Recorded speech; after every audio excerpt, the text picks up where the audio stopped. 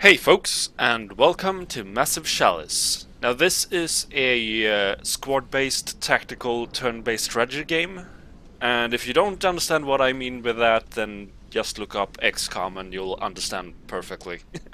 So if you ever played XCOM, the most of the mechanics in this game is gonna feel pretty familiar to you. So I've only played about an hour, so I think I've played through most of the tutorial. So, and I still haven't really decided on if I like this game or not. So it might just be one episode, but if I feel it's an okay game, then we'll continue.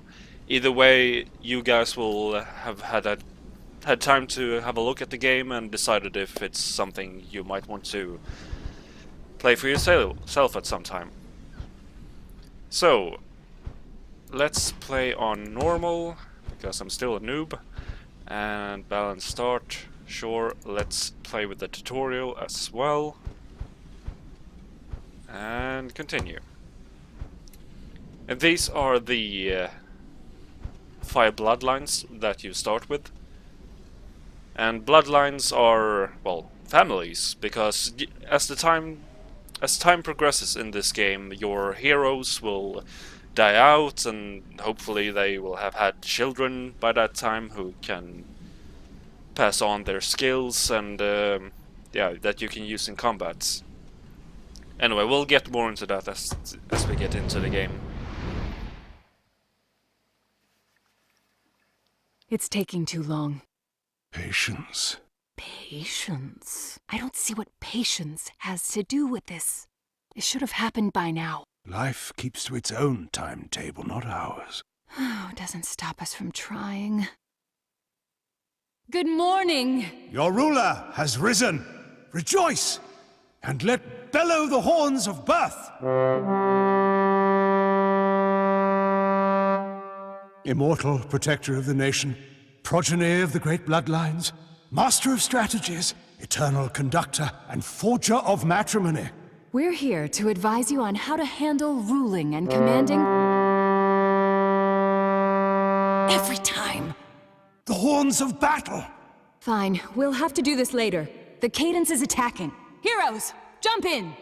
The ruler will be with you shortly! And off they go. We'll explain later. We just need you to take command, because our citizens, understandably, find it hard to trust a giant talking chalice. We are not just a giant talking chalice. But the nation will listen to you, because you're of their blood. Forged from the bloodlines of the great houses. Oh, and one last thing. Unfortunately, the bloodline ritual that was used to create you also bound you to us. So you can never leave the throne. But do not despair. You can still command your heroes. Look inward, and you will find that your mind can follow them anywhere. You see your heroes yet? Yeah? Great. Now, take command and search the area.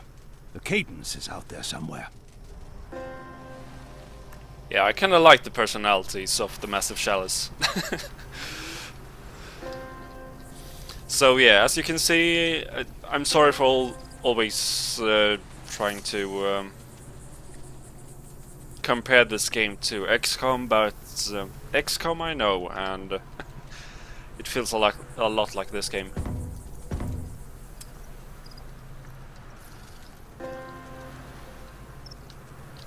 So yeah, let's just go with the hotkeys.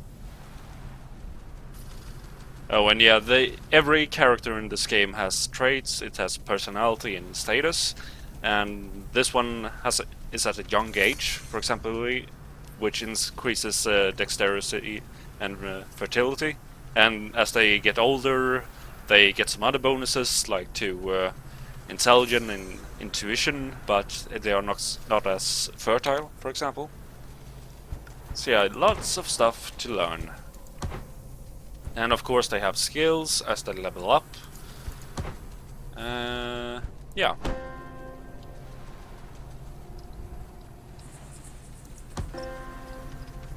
No, not over there. Stop. Okay. And you can right click later to use that as a shortcut to move a hero like that. Goes a bit faster. Movement boundaries, I know. And yeah, the yellow line here represents where you can go with only one action, because each hero has 2 actions that they can use up at every turn. If they use both, their turn ends, or if they attack. So this guy can move up here and then attack, or just keep moving, but then the turn ends.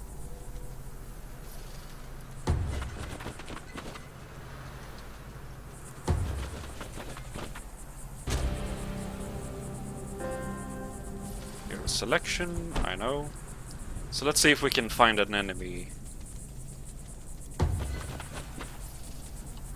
N1.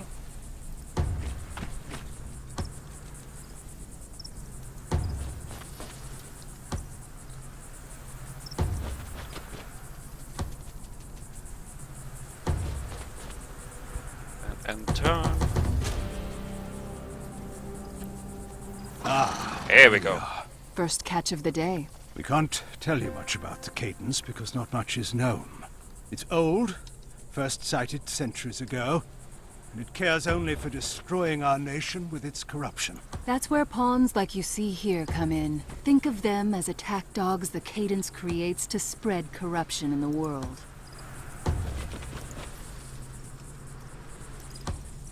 And this game has one of the most annoying enemies I have ever seen in a RPG-like game. They have sniper-ish enemies that, when they hit you, of course you take some damage. But what also happens is they take away your experience. Yeah, and if they take enough experience, your hero will lose a level. How about that, eh? One down, untold millions to go. Untold millions to go, yeah. Very encouraging. Thank you. But where are the rest? I know there's more of you here. Out here, maybe? No? And you move up here.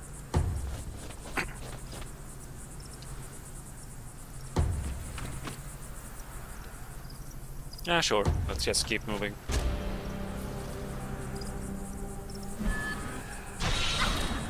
Yeah, there's one of the snipers. Been worse. At least they belong to heroic bloodlines.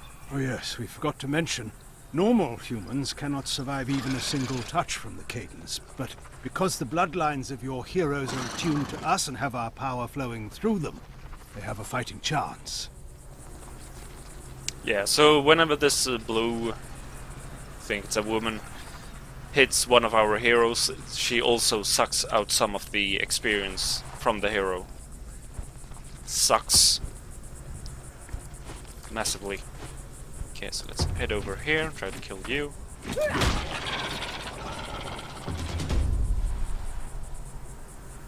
And from what I've seen, there are no what's it called? Like shielding mechanics. You can't hide behind a wall and lower the chance of getting hits.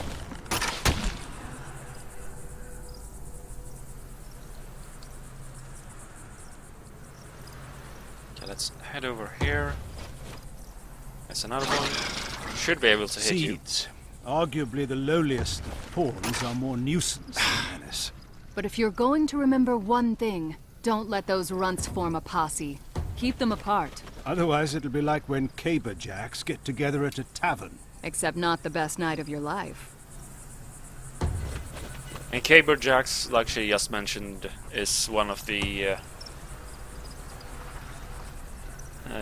classes. This, for example, is an alchemist. Who can throw explosive bottles but don't always hit where you're supposed to throw it?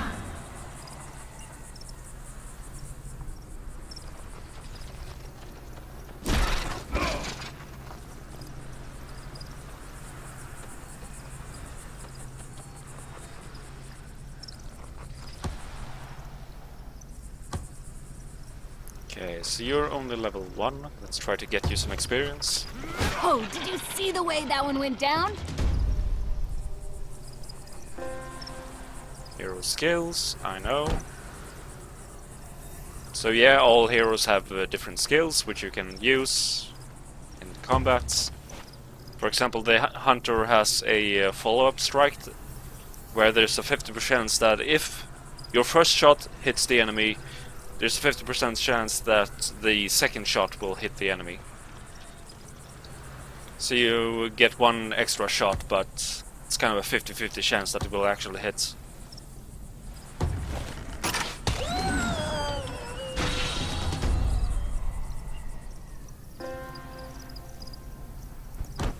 Ah, you found one of our alchemists. A brilliant mind in a delicate body. Not worth much in a close quarters battle, but they make up for it with their nasty exploding flasks. Just watch out for friendly fire. The explosions are big, so aim well, or keep your heroes back. Trust us, you don't want to be on the receiving end of one of their concoctions. Whoops. Yeah, let's take you back.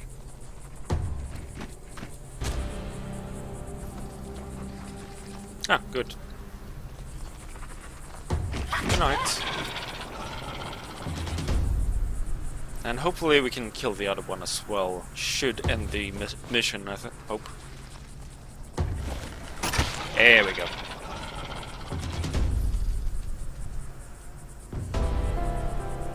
That went better than I expected. Well done, well done. I knew you'd have a knack for this. Thank you. Right. So this is our nation, and as we said, we are not in the best of shape. That muck you see surrounding us is the cadence. It's what created the pawns, corrupted our lands, and is slowly tightening on us like a noose. But we do have one advantage. Thanks to several enchanted materials that make up our body, we've been endowed with certain powers. One of them being a way to cleanse the cadence from this world. It's really quite a miraculous process, wherein we harness the properties of... The thing is, it takes a long time for us to charge up for this. A long time. Yeah, 300 All years. of the heroes you just commanded in battle will be long gone when we're finally ready. And with all that time still ahead, we need you to protect us. You will take charge of the nation, command its citizens worthy of becoming heroes, and ensure that the cadence does not reach the capital. Now let's check out that keep you just saved. The keeps. Bloodline forgers of the nation. The stonemasons did good work here. I'll thank them later. Here you will appoint one hero as a regent, and one as a partner. And the more experience they have, the more they'll pass on to their children. That goes for traits and personalities too. Everything's game. And keep in mind, assigning heroes to keeps retires them from combat. You can't have one foot at home and one in the battlefield. So yeah, as they said, here we'll be choosing two heroes. One that will be the regent of the keep and the partner of that regent. And hopefully as time progresses, they will have children and pass on their skills to the next generation. So this is basically our unit production facility. Or hero production, I mean. Okay, so let's go to classes, and we want someone with high fertility. High fertility, a hunter. We have 3 hunters, so that's fine. No, we have 4 hunters. Okay, fine. Fletcher. Reduces aviation against melee attacks. That's fine. That's perfectly fine for an archer. A hunter, I mean. Nearsighted. That's not good. Yeah, you... No. No bad genes, please. Actually, let's go to fertility. That was you, right? Flincher, yeah. What about you? Sickly, but longevity.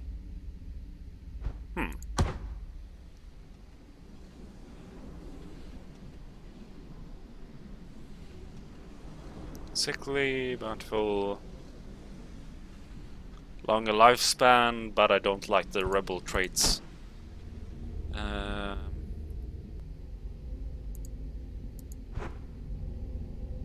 Is there not a single hero here who... Increased intelligence, that's good. Quick study, that's good.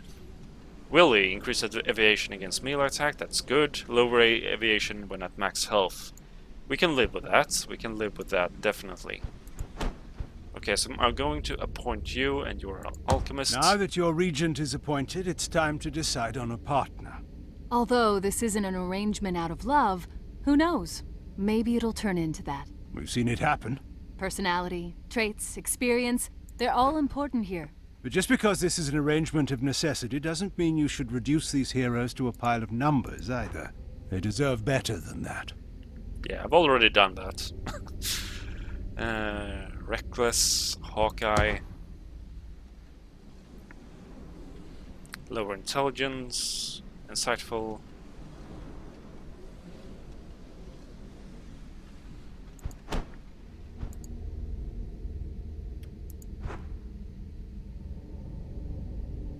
Yeah, all of these heroes seem to have the dim-witted or nearsighted or heart sickness, whatever traits. Fine, let's go with you. Chance of having children, high. Brutalists, don't know what class that is, but it sounds Many happy fine. returns. Let's give the newlyweds some privacy, eh?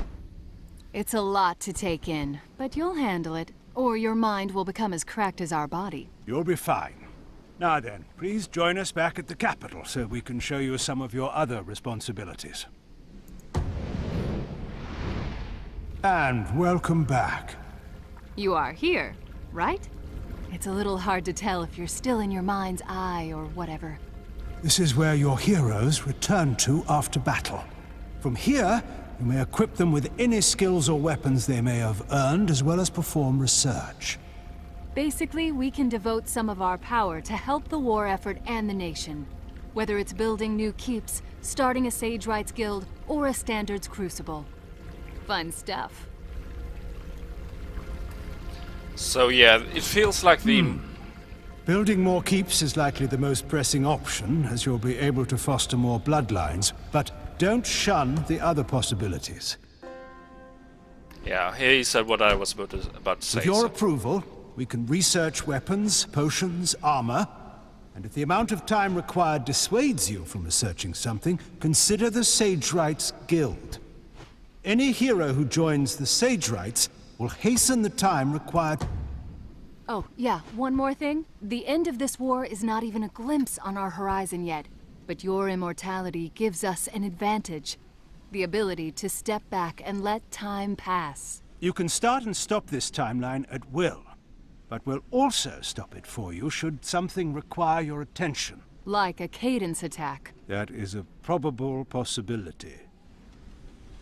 So yeah, I don't know if you noticed, but the outlining areas all have some form of bonus to them that will affect the building that was built there. And the inner ones don't have any bonuses, but they are safer, since only the outer regions will be attacked first. It's not like there's gonna happen an attack at the capital, unless they have managed to actually get here. Whoever they are, I'm not entirely sure of that just yet. So yeah, anyway, we started building a new keep, so we can... It always feels weird accomplishing something without having beaten it into submission. Should have seen my books after I was done with them. I'm not allowed to speak in this game, am I? So yeah, second keep, and we were creating brutalists, I don't know, in the other keep. So let's try to build some hunters here. Hunters are great, or some form of mixed class. I guess hunters are kind of lone wolves, at least that's how I usually use them. But I don't want the clumsy traits because I want them to be able to move. So, we have one more hunter here. Heart disease. Yeah. But you, dim-witted. At least you're nimble. Nimble is good, right? Right? Okay, it increases dexterity. I hope that's what's... No. Decreases accuracy. No. Nope. No good for a hunter. Reduced lifespan, increase max HP, increase XP gains. Often drunk or hangover, this hero drinks a little too much, a little too often. Reduced aviation. It's fine, I don't know what a drunk hero does, so this can be fun. And super high chance of having children. But you're the flincher. We don't want your past personality traits. Rebel.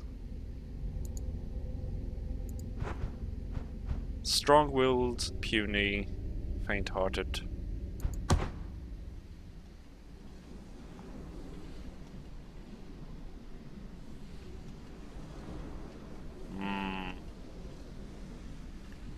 No, I do want someone who is affected by their parents. Strong-willed, sickly, bear-strick, nimble, quick study, willy, regal. Fine, let's take you. That looks good. And let's build another keep. And place you... Let's see, Caber Jacks have 1+ strength. I wonder if that's even for the mixed classes.